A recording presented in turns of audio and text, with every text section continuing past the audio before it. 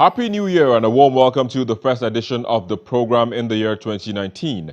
The year 2018 has come and gone, and while the new year usually comes with a lot of promises and hope, one has to reflect on what the previous year was like.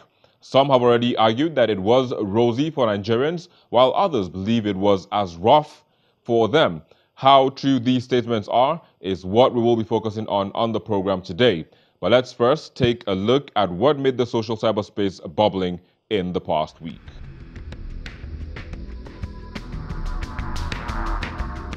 There's been a back and forth between former presidential media aide and the current about the date when a leaked audio tape purported to be the Minister of Transportation, Rotimi Amechi, taking swipe at the President Muhammadu Buhari went viral.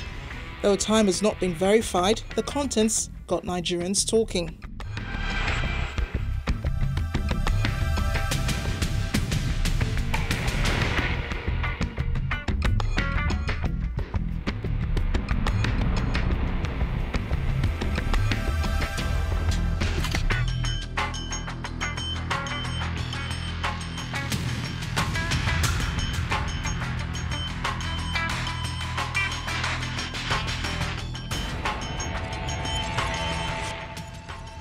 After 8 days of siege on the house of Senator Dino Melaye, the federal lawmaker surrendered himself, but in a health-failing fashion.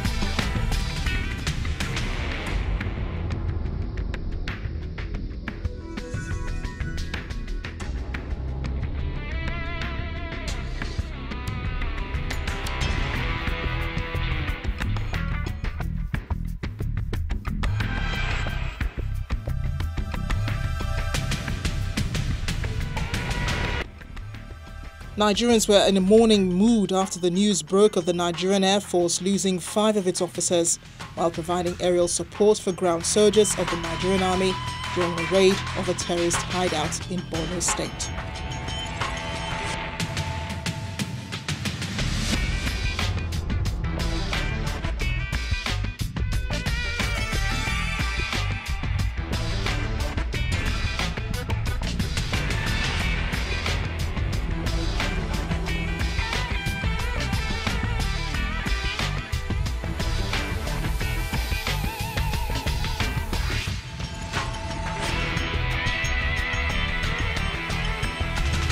Well, there you go. Those were the top trends in the past week. But joining us to look at the topic of the day, I have to my immediate right, Ayobami Ladipo. Thanks for joining us on the program, CEO of Posh Media Classy. Posh Classy Media. Posh Classy Media, my bad. Yeah, thank you. Of course, as well as Ileo Kikiowo. Thanks as well for joining us on the program today. My pleasure. Of course. And we also have joining us via the Google Plus Hangout, Femi Ajasa. He joins us from Abuja, Nigeria's Federal Capital Territory. He's the online editor of The News Guru. Thanks as well for joining us on the program today. Yeah. Thank you, Victor. Thank you. Yeah. You're welcome. So, 2018 in retrospect, was it a good one or a bad one for you? For me, Yeah. as an individual. Generally, of course, for the country. For the country, I think it was below average for the average Nigerian. It was a year that a lot of people had to scream of pain, of hunger, of difficulty. Basically, things economically was not a good one for the country. There was too much of struggle. Everyone trying to find their feet in their different businesses and careers. People lost their jobs. A whole lot of people lost jobs, even in financial institutions. And more like it was a year that Nigeria as a whole, Nigeria as a country went back to square one. More like it was a reformation, what do you call that thing? That reformatting process for Nigeria. I'm trying to understand that process. But What was it? Technically, okay, it was a year that we went into technical recession in the proper recession. in 2017, then in proper recession in 2018. Then towards the end of 2018, we had that we're out of recession. But now 2018 was that year where everything took a different turn. And when I said there was like a reformatting, yeah, when you more like you reformat a phone, taking Nigeria back to the beginning. Do you agree?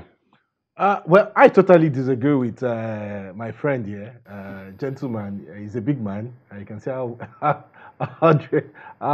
well he's dressed. 2018 was a great year. It was a year for the poor people. It was a year people were excited they elected President Muhammadu Buhari, especially those who are desperately poor. Those were folks who. How so?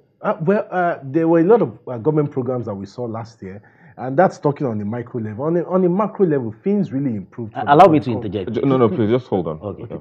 Things really improved for the country. For the first time, we had the highest foreign reserve we've had in the past few years. I mean, we had folks who were kidnapped, released. So far, 16,000 people in captivity by Boko Haram had been freed. We have the Dapchi girls who were freed, and a whole lot of other issues that happened in 2018. So for me, personally, and looking at the country, I think it was a great year. 2018 was a great year. This was a year where we saw former governors who even joined the ruling party. We saw them sent to prison last year. We saw a whole lot of work from the government side, even in the private sector.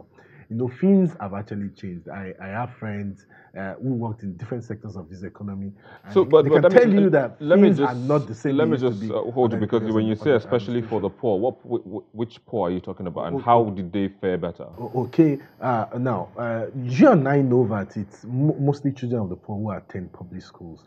Over 9.2 million children are being fed daily.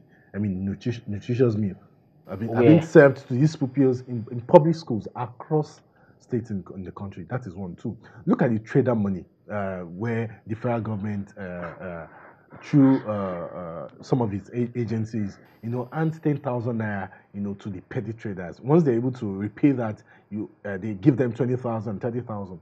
And look at some of these guys when the vice president visits them in the market. Some of them, their wares is not even up to 10,000 naira. Now imagine what all of that has done to the